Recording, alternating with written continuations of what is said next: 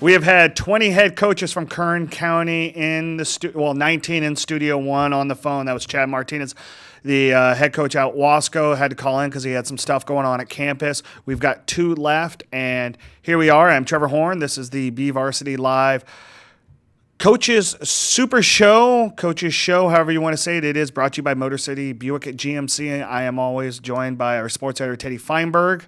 And our second to last guest is none other than the head coach, Paul Golla from the Bakersfield Drillers. Coach, 14th season at BHS. Man, went fast. Does it feel like 14, Yeah. Coach? Not at all. Oh, really? Not at all. Good Now the years have blurred in there, but I feel like every year is like my first year. That's to be honest, awesome. There's so much to do. That's awesome. Man. Well, and you look at it too. I mean, things change. You get turnover. You've got different coaches. Sean McEwen was with you. Then he went to Independence and he came back. You've always had Jay Durant kind of there as your work wife, I guess you would say. I mean, you guys have worked together for so long. Lance McCullough's been with you since the beginning. And Darren Carr was there for a while. Now he's at BCHS. But, I mean, different challenges present different opportunities for you, and that kind of keeps you going because before I ramble off too much, talking to Asani Rufus last week, working on a story about him and going into his final year at Nevada, and I asked him, I said, did Golla have keep the main thing the main thing? He goes,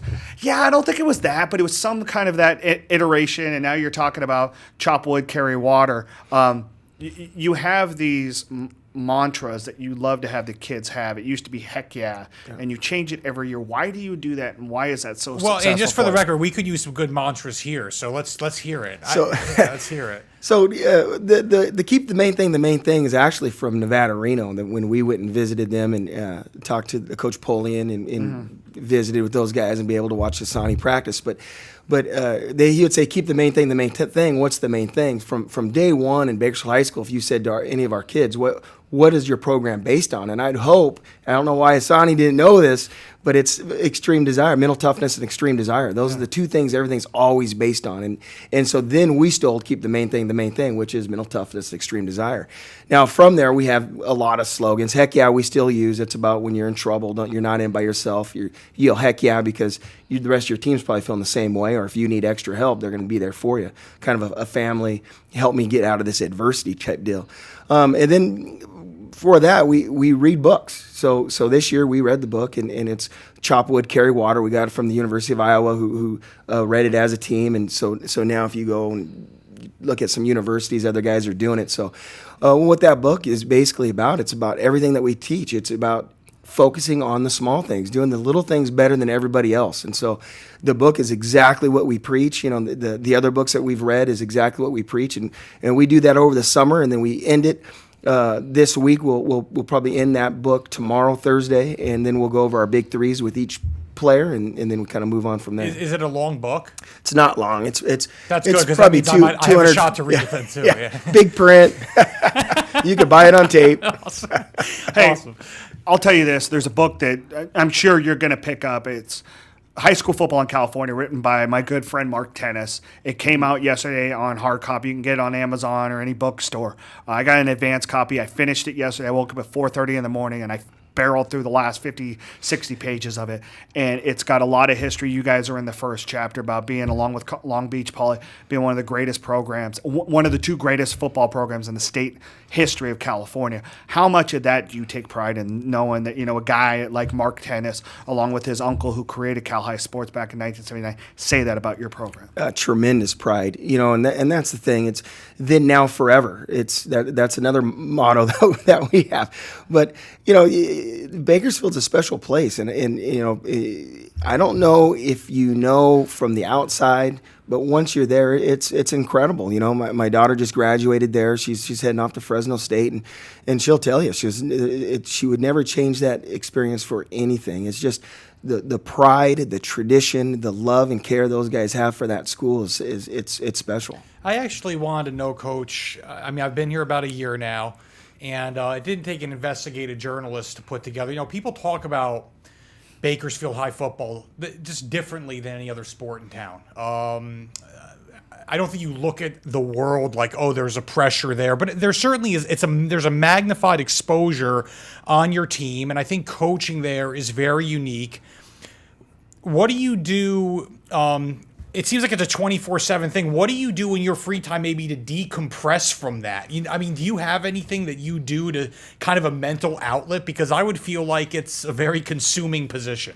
Yeah, I read books. Really? Is that it? Is that it? No, honestly, my wife says I need a hobby, and I probably do. I don't golf. I don't horseback ride. I just didn't know if there was anything you did in your free time to say, hey, you know what? I'm going to get some perspective on this situation, because it seems, you're just in it 24/7. Yeah, I'm blessed. I have a great family, so my free times with my kids, and then again, I love the psychology aspect of the sport, and I love talking to other coaches around the country, and basically, I think I'm a nerd when it comes to that.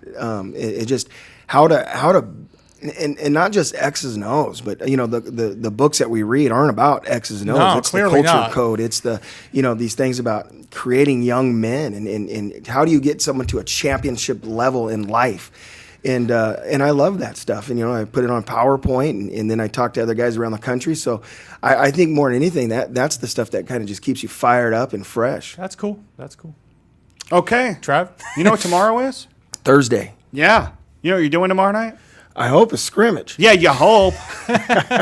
You hope. And so if the temperature, plays nice with you, you're going to see somebody that's not wearing blue. Yeah. How exciting is this for you? And I know it's, we've talked about for the last 2 days about how weird it is that here we are on August 8th.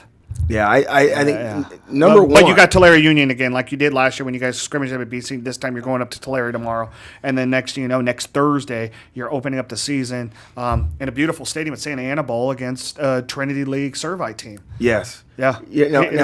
Here you go. Yeah, our preseason stacked, that's for sure. But number one, if that scrimmage is canceled tomorrow, we're not upset about that. I mean, it's the air quality's bad, the AQI. So, and that's the thing. I think the AQI is the deal, right? I mean, you follow that precisely, and whatever science behind it. I'm not a chemist or anything, but if there's something wrong, then we're going to protect those kids, and we'll practice in the morning and get ready for Servite. That's going to be a big game at the Santa Ana Bowl. That was changed. You told me. Yeah, I said Santa Ana Bowl. It is at the Santa Ana Bowl. Yeah, you told me that. You were the first to tell me. So at the Santa Ana Bowl. It was originally scheduled at Servite College, where is the new home of the top 5 state championships, and now there was that whole idea, the storybook ending. Do you start and end the season there for you guys? I mean, that would have been my kind of story angle, but it's not that anymore. But still, you guys get to go down there, and Santa Ana Bowl is a cool place. Yeah. But I mean, you talk about not being upset you're going to lose a scrimmage. I don't think you talk to a lot of coaches and they say that, because you feel pretty confident in what you have on the field already. More than anything, we do what we do, and it's You would hope that if you brought any kid in here, they would say, look, our goal is to do the most common, ordinary thing better than everybody else. And that's every profession, right? That's you. If you just do the ordinary thing better than everybody else, you're going to be successful. So that's us. We want to have a great first step. We want a great ball security, all those little things that make it work. That's what we want to do. Now, is it nice to get some of the adrenaline out against another team before you go right into Servite? Absolutely, because we are going to make some bad mistakes just by being fired up, So we'd like to get that out of the way, but that's going to just make it a little more interesting. We get to Servite is we got to focus on what we do. 13 years, you've had a lot of great, successful football teams. Obviously, you won a state title in 2013. You last won a Valley title 2 years ago in 2016. Those teams are always senior-heavy, talented, and leadership teams. And I think you have that again with the Cam Williams, Keontae Bells, the Isaiah Jernigans, the Adrian Moreno's, Jacob Zymans. Do I need to keep going? You bring in a guy like Carl Jones. You have Antoine Thompson. When you talk about those guys, how much of that kind of predicates itself going, you know what, we got something special here too with that core group. Culture is this. Culture is coaches can't create culture. I mean, we could work it. We could try to teach it. But culture comes from those kids. They're going to create their own culture. I mean, they're going to include kids, exclude kids. There's going to be circles. Then it's not going to be a great culture. Now, if someone makes a mistake and another kid goes over there and says, "Hey, man, we got to get this right. This is what we do." That's when you have a great culture. And I think this is what a great senior group does. Is they all speak the same language. They got the same goals, the outlook. They've been around for so long, and those names that you mentioned all have that. And I tell you, Carl, who jumped in, it was phenomenal. I mean, obviously, Coach Smith did a great job over at Golden Valley with him because he came in and bought into those things right away. And Cam's able and Isaiah and Adrian and those guys are able to say, hey, this is how we do it. And it's, yeah, all right, let's do it. Yeah. And it helps that he walks in the door much to the same extent that I think Keontae walked in the door last year.